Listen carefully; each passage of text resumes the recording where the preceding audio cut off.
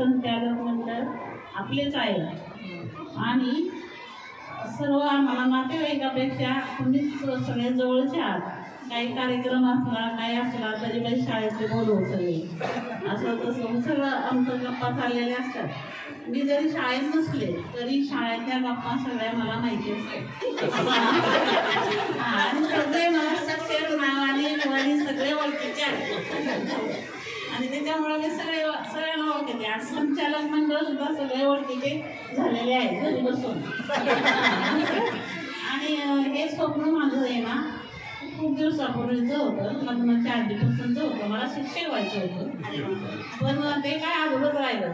सातवीला डेट होता मला आणि ते 7वीतच लग्न झालं, त्याच्यामुळं सगळंच अगोदर राहिलं. मग आता एक ठरवलं तेव्हा आता आपल्या दोघीपैकी एकीला शिक्षक करायचं, एकीला इंजिनियर केलं आणि हिला शिक्षक केलं.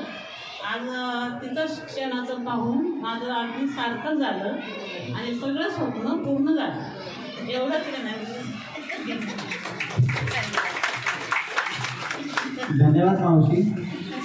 या ठिकाणी पहा प्रयत्नांती परमेश्वर किंवा आपण मनापासून जर कुठलीही इच्छा व्यक्त केली आणि त्या दृष्टिकोनातून जर आपले प्रयत्न असतील तर यश 100% आपल्या पदरात असतं. तसंच मावशींनी बरोबर ठरवलं होतं की मला शिक्षिका व्हायचं होतं पण त्यांच्या रूपात त्यांची कन्या शिक्षिका न होता एक पाऊल पुढं म्हणजे मुख्याध्यापिका झाली. हे खऱ्या अर्थानं त्यांच्या जीवनाचं सार्थक या ठिकाणी झालं आणि त्यांच्याच शुभ हस्ते आज मुलीच्याच कार्यालयाचं उद्घाटन त्यांच्या हस्ते झालं.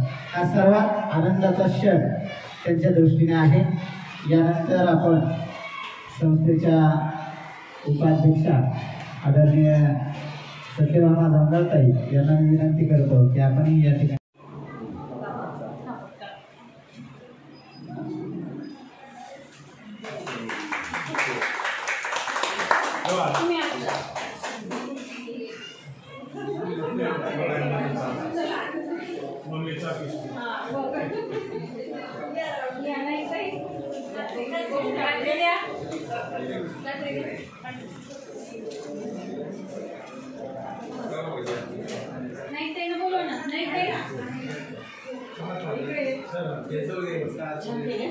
Masalah